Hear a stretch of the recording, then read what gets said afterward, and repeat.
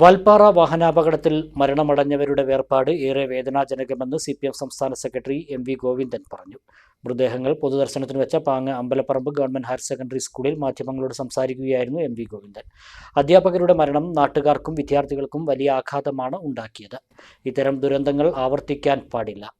വിദ്യാഭ്യാസ മന്ത്രിയുമായി സംസാരിച്ചിട്ടുണ്ടെന്നും സംസ്ഥാന സർക്കാരിന്റെ എല്ലാ സഹായവും ഉണ്ടാകുമെന്നും MV ഗോവിന്ദൻ പറഞ്ഞു. മന്ത്രി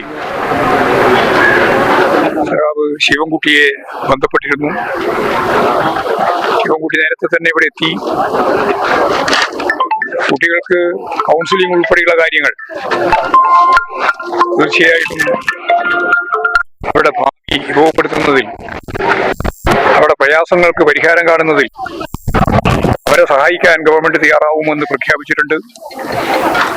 എല്ലാ രീതിയിലും കുട്ടികളുടെ ഭാവി ജീവിതത്തിൽ ഗവൺമെന്റ് പറഞ്ഞതുപോലെയുള്ള ഇടപെടൽ ഉണ്ടാവണം. അതുപോലെ തന്നെ ഈ അപകടത്തിൽപ്പെട്ട് മരണപ്പെട്ടവര്, ബാക്കി അവശേഷിക്കുന്നവർ ആശുപത്രികളിലായിട്ടാണ് ഉള്ളത്. കുട്ടികൾ ഉൾപ്പെടെ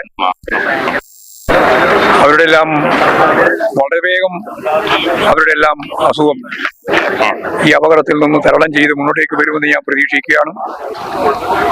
ഈ മരണപ്പെട്ട, നമ്മെ വിട്ടുപിരിഞ്ഞ, നമ്മളെല്ലാം ദുഃഖത്തിലാഴ്ത്തിയ ഈ 9 പേരുടെയും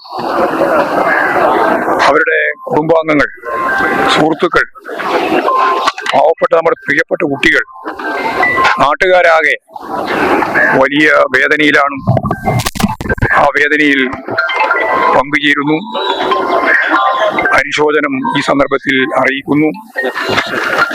നമ്മുടെ നാട് അഭിമുഖീകരിച്ച ഇത്തരം ദുരന്തങ്ങളെ, അവശേഷിക്കുന്നവരെ എല്ലാവരെയും ചേർത്ത് നിർത്തിക്കൊണ്ട് സമൂഹം ഈ വേദനകൾ മായ്ച്ച് മുന്നോട്ടേക്ക് പോകാനുള്ള സാംസ്കാരികമായ ഒരു തലം ഈ കേരളത്തിനുണ്ട്.